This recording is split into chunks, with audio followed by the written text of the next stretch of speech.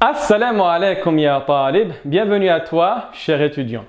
Aujourd'hui, nous allons commencer avec la première lettre, à savoir la lettre Ba. Donc, comme on a vu dans le cours introductif, on va tout d'abord étudier la lettre de manière isolée. Ensuite, nous allons nous intéresser à la signification de cette lettre-là dans la langue arabe. Et par la suite, nous allons étudier quelle est son écriture au début du mot, au milieu du mot et à la fin du mot. Et à la fin, je vais vous donner quelques mots qui vont posséder la lettre Ba. Restez avec moi pour bien comprendre cette lettre.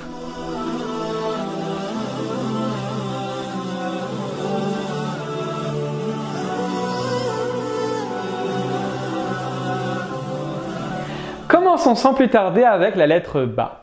Tout d'abord, la lettre en isolé.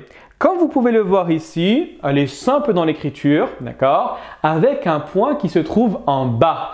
Petite aide mémotechnique, dites-vous que pour la lettre Ba, le point est en bas. Très bien.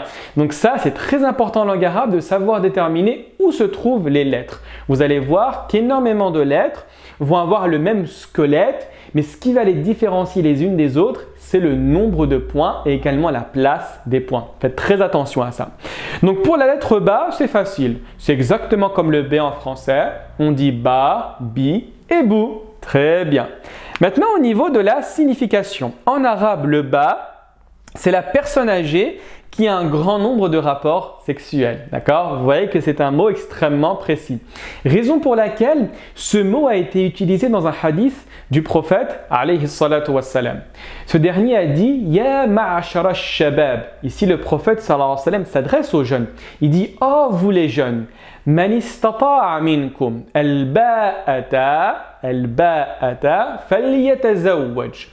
Ici le prophète sallallahu alayhi wa sallam dit quiconque d'entre vous peut le mariage, entre guillemets, c'est la possibilité d'avoir des rapports sexuels. Ce qu'on appelle en arabe al-ba'a, qui va dériver de ce mot al-ba, qu'il se marie. D'accord? Donc ici, on comprend qu'il y a une incitation du prophète sallallahu alayhi wa sallam au mariage dès le plus jeune âge, dès lors qu'on a les capacités physiques et financières.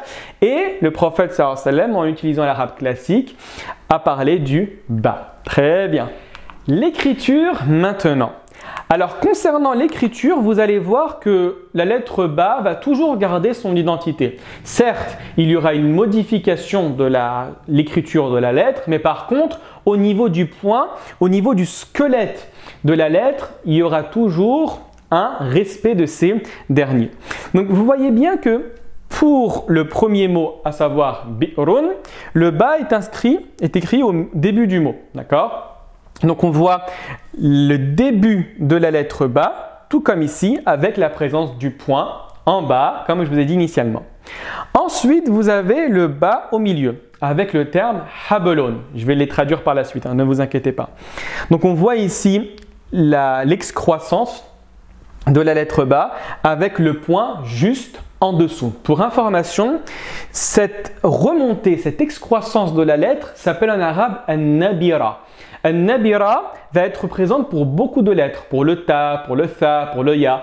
Et on va la différencier avec le nombre de points. Donc c'est très important aujourd'hui de maîtriser le nombre de points pour chaque lettre. Faites attention. D'accord?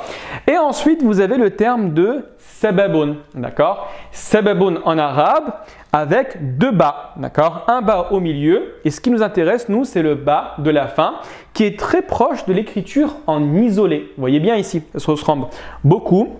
La seule différence, c'est qu'il y a un raccord qui se fait avec la lettre précédente. Maintenant, au niveau de la traduction des termes, personnellement, je vous conseille de bien apprendre ces termes. Pourquoi? Parce qu'au fur et à mesure des lettres que nous allons étudier, on va voir 2, 3, 4 mots par lettre.